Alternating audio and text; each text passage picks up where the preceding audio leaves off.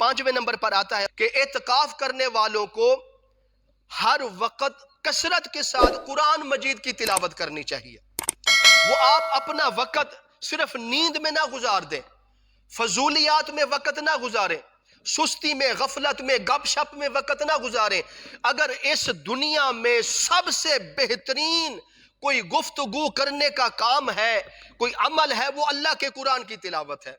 जब आप अल्लाह के कुरान की तिलावत करेंगे तो इंशाअल्लाह समझ लें कि मैं अल्लाह के साथ बातें कर रहा हूं। जब आप अल्लाह के घर में बैठ के अल्लाह के कुरान की तिलावत करके अल्लाह से बातें करेंगे तो आपको लुत्फ आएगा, आपको सुरूर मिलेगा। मिसाल है, जब हम किसी के घर जाते हैं मेहमान बनकर, अगर कोई मेजबान हमसे बातें ना करे तो हमें बैठना अच्छा नहीं लगता। इसी तरह वो अल्लाह के घर मेहमान बनकर आया बैठा है और मेजबान अल्लाह उस बंदे का है, अल्लाह से बातें करेगा कुरान की तिलावत की शक्ल में, तो अल्लाह को भी लुत्फ आएगा, बंदे को भी लुत्फ आएगा, और इस बंदे को इतना अजर और इतना सवाब दिया जाएगा जिसका इंसान तसव्वुर नहीं करता। कुरान मजीद बड़ी बाबरकत किताब है। इस किताब को मामूली ना समझा जाए, इसकी कदर की जाए, इसकी अहमियत को जानिए। अल्लाहु अकबर। एक बुजुर्ग वाकया लिखते हैं, एक बंदा था, वो उसका इंतकाल हो गया। इंतकाल होने के बाद जब उसको दफना कर वापस आए तो एक बंदे ने क्या देखा कि मेरे कीमती कोई कागजात थे, वो उस कब्र में गिर गए। कीमती कागजात उस कब्र में रह गए, उसको दफनाते हुए, उसको कब्र में लिटाते हुए कब्र में गिर गए। तो जब उसने उलमा से ये मसला पूछा, वो कीमती कागजात निकालने जरूरी हैं, अगर वो कागजात ना मिले तो हमें बहुत बड़ा नुकसान हो जाएगा। इस पर मुफ्तियान हजरात ने, उलमा ने इजाजत दे दी, आप उस जगह से थोड़ा जा हिस्सा कब्र का मिट्टी हटाकर अपने कागजात उठा ले, जिस जगह आपको अंदाजा है कि मैं यहां खड़ा था और इसी जगह कागज मेरे गिरे होंगे। तो वो जब शख्स उसी कब्र पर गया, तो वो जब उस कब्र से मिट्टी हटाने लगा, जब मिट्टी हटाई तो क्या देखता है कि उसकी गुलाब के फूलों से भरी पड़ी है।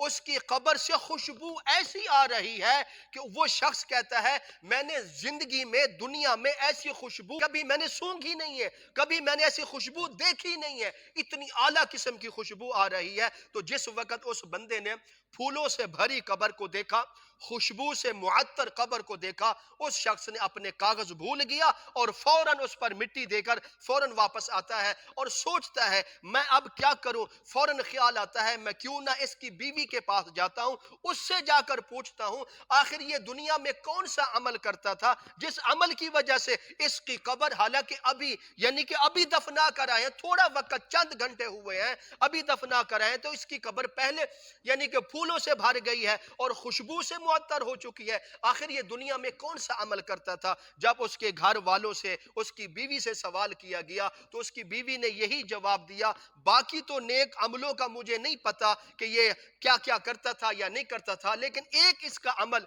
जो मेरे सामने हर वक्त होता था वो ये है कि इस मेरे खामंद को कुरान मजीद पढ़ना नहीं आता था, ये कुरान की तिलावत नहीं कर सकता था, पढ़ा हुआ नहीं था, लेकिन जब ये कुरान खोलता तो ये अटक अटक कर लफ्ज पढ़ता था, रुक रुक कर लफ्ज पढ़ता था, तो इसलिए इसको पढ़ना नहीं आता था। इसके बावजूद मेरा घर वाला, मेरा शोहर ये करता, कुरान मजीद खोलकर और हर लफ्ज पर उंगली रख कर कहता था ऐ मेरे रब ये भी बात सच है, ये भी बात सच है, ये भी बात सच है, ये भी बात सच है। बस यही उसका अमल मेरे सामने हर वक्त रहता था। तो उलमा ने फरमाया बस हमें समझ आ चुकी है कि इसकी कब्र फूलों से क्यों भर चुकी है, इसकी कब्र खुशबू से मुअत्तर क्यों हो चुकी है, इसी कुरान की वजह से हो चुकी है। ऐ मुसलमानों, एक यानी कि जिसको कुरान पढ़ना नहीं आता, जिसकी जबान पर कुरान के अल्फाज नहीं अदा होते, तो उसके बावजूद वो ये कहता है परवरदिगार ये भी सच है, ये भी सच है। अगर ऐसे शख्स की कब्र फूलों से भर जाती है, खुशबू से मुअत्तर हो जाती है, तो जिस बंदे को कुरान पढ़ना आता है, कुरान पढ़ने की तरीका ہے اس کو قرآن پڑھنے کا، جب وہ قرآن کی تلاوت کرے گا تو خود اندازہ لگائیں اس کی قبر میں اللہ تعالیٰ کتنی خوشبوؤں سے مالا مال کر دیں گے۔ تو اس لیے ہر انسان کو چاہیے، یہ بہانہ ہی ہے ہمارا کہ ہمیں قرآن پڑھنا نہیں آتا، ہم نے کون سا پڑھا ہے، ہمیں بالکل نہیں آتا۔ بھائی نہیں پڑھنا آتا، اگر ہم آپ کو دنیا کی 10 باتیں باہر جا کے بتائیں بھی آپ نے یہ کام اس طرح کرنا ہے، آپ کو فوراً یاد ہو جائے گا۔ اگر ہم آپ کو کہیں قرآن یاد کریں تو آپ فوراً کہتے ہیں ابھی ہمیں یاد نہیں ہوتا۔ بھئی ٹھیک ہے، سمجھ جاتے ہیں بھی اگر آپ، کیونکہ قرآن ایسی کتاب ہے، یہ اللہ تعالیٰ نے بچوں کے لیے آسان کر دی ہے۔ 8 سال کے بچے، 10 سال، 12 سال کے بچے اس 30 سپاروں کے حافظ قاری بن چکے ہیں، ان کے لیے کتاب آسان ہے۔ ہمارے لیے بھی آسان ہو سکتی ہے، ہمارے لیے آسان اس لیے نہیں، ہماری توجہ نہیں ہے۔ اگر آپ کو قرآن نہیں آتا تو آپ اندازہ لگا لیں، ایک لائن، ایک سطر روزانہ یاد کریں۔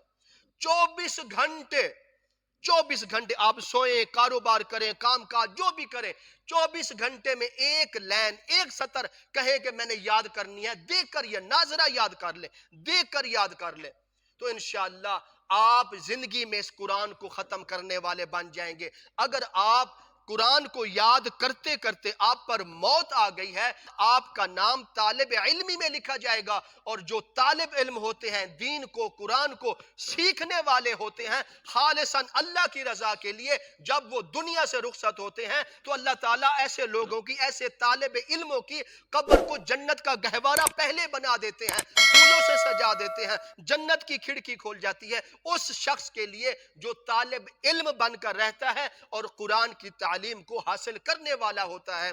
بھائی قرآن مقدس کتاب ہے، اس کتاب سے بڑے بڑے غیر مذہب لوگ فائدہ اٹھایا ہے، ہم کیوں نہ فائدہ اٹھائے اس کتاب سے؟ اللہ تعالیٰ نے یہ ہمارے لیے ہدایت کے لیے کتاب نازل کی ہے، یہ ہمارے لیے روشنی ہے۔ اگر اندھیرے میں سفر کرے کہ ہمیں جگہ جگہ پر ٹھوکریں لگتی ہیں تو ہمیں اندھیرے میں سفر کرنے کے لیے ٹارچ کی ضرورت، لائٹ کی ضرورت پڑتی ہے، تو اسی طرح اگر دنیا میں زندگی گزارنی ہے تو انسان کے لیے لائٹ، روشنی اللہ کی کتاب قرآن مجید ہے۔